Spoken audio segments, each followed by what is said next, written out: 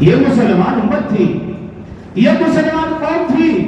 یہ مسلمان حکمران تھے کہ سادگی ان کے جسم سے، لباس سے نمایاں تھی۔ کفار میرے اور آپ کے پروٹوکول سے نہیں ڈرتا، آج کے بادشاہوں کے لباس سے، کوٹ پتلون سے نہیں ڈرتا، ان کے جوتے بوٹ سے نہیں ڈرتا۔ اگر آج کا کفار بھی ڈرے گا تو مسلمان کی سادگی سے ڈرے گا۔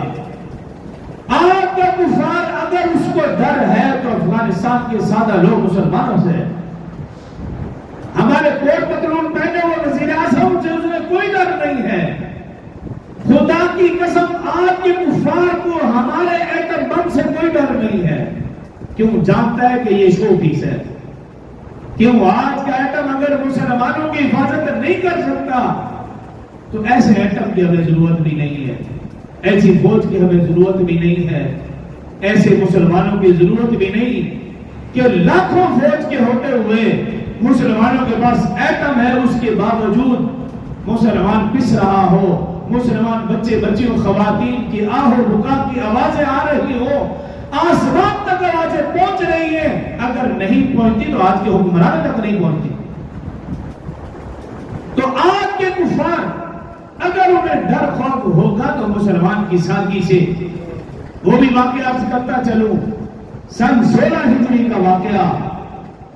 مسلمان فوجیں حضرت ابو عبیدہ رضی اللہ عنہ کی قیادت میں شام کو فتح کرتے ہوئے فلسطین تک پہنچی، شام کو فتح کرتے ہوئے فلسطین تک پہنچی۔ عیسائی بیت المقدس کے اندر محصور ہو گئے، مسلمان فوجوں نے بیت المقدس کو ارد گرد سے گھیر لیا۔ ان عیسائیوں نے صلح کی پیشکش کی،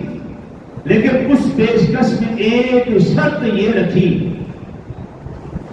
کہ امیر المؤمنین خود آ کر اس عہد نامے کی تکمیل کریں گے،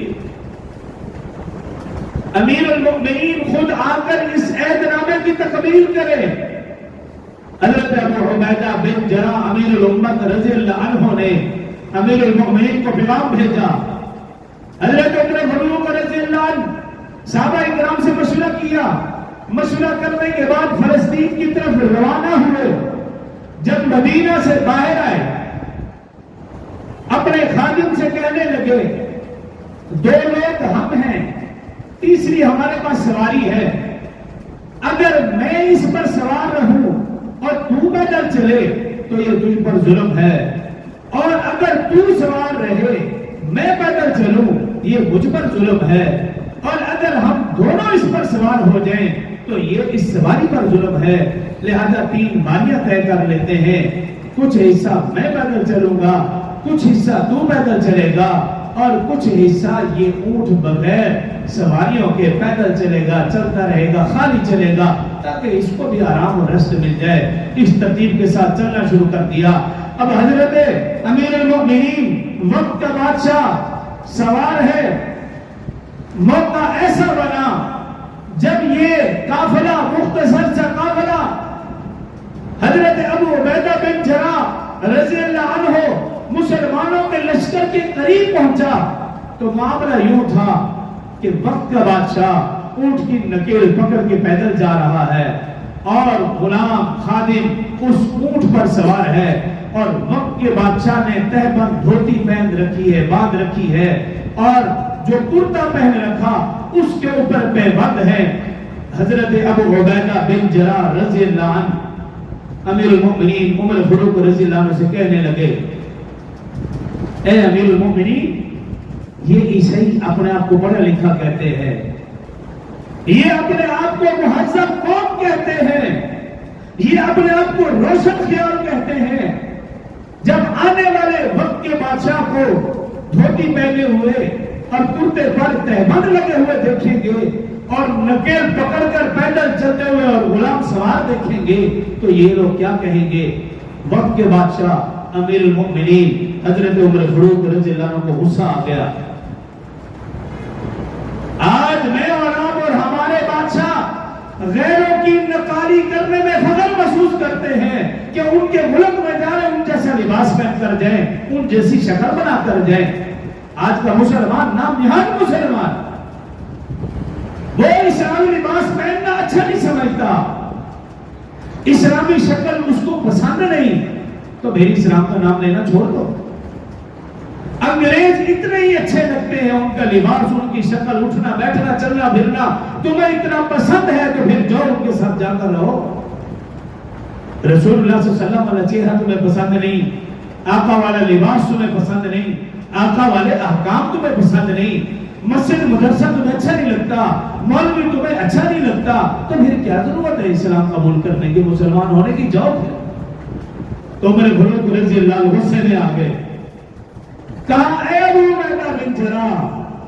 تو عشرہ مبشرہ میں سے ہے، تجھے رسول اللہ صلی اللہ علیہ وسلم نے امین الامت کہا ہے، تو اس امت کا امین ہے، اگر تیرے سوا کوئی اور ہوتا میں ضرور اسے سزا دیتا۔ اور پھر کہا ہے ابو عبیدہ سن، ہم دنیا کی پست ترین قوم تھے اسلام قبول کرنے سے قبل، ہم دنیا کے پست ترین لوگ تھے، اگر آج مجھے اور آپ کو عزت ملی ہے تو اسلام کے ذریعے سے عزت ملی ہے، خدا کی قسم اگر ہم اسلام کے علاوہ عزت ڈھونڈیں گے تو دنیا میں ذلیل و رسوا ہو جائے گی۔ تو یاد رکھیے، مجھے اور آپ کو اگر عزت ملے گی تو اسلام کی وجہ سے، جب ہم اسلام قرآن دین چھوڑیں گے، اللہ کے حکموں کو چھوڑیں گے، رسول اللہ صلی اللہ علیہ وسلم کے طریقوں کو چھوڑیں گے، اللہ کی قسم دنیا اور آخرت میں ذلیل و رسوا ہو جائے اور ہو رہے۔ آج دیکھیے کہ میں اور آپ بے بس ہیں، اسلامی حکمران بے بس ہیں، لاکھوں کی فوج ہونے کے باوجود یہ جو اسلام کے نام پر ملک حاصل کیا گیا یہ بے بس ہے، ایٹم ہونے کے باوجود آج کا یہ حکمران، آج کی یہ دھرتی بے بس ہے، مسلمان بہنوں بچیوں کو یہ بچا نہیں سکتے۔ وجہ وہی ہے کہ ہم نے اللہ رسول کے حکموں سے منہ موڑا، رسول اللہ صلی اللہ علیہ وسلم کے طریقوں کو چھوڑا۔ تو جب تک مسلمان متفق و متحد رہے، پوری دنیا پر غالب رہے، اور جب مسلمانوں کا ایمان کمزور، مسلمانوں کا اتحاد کمزور، مسلمان پوری دنیا میں ذلیل و رسوا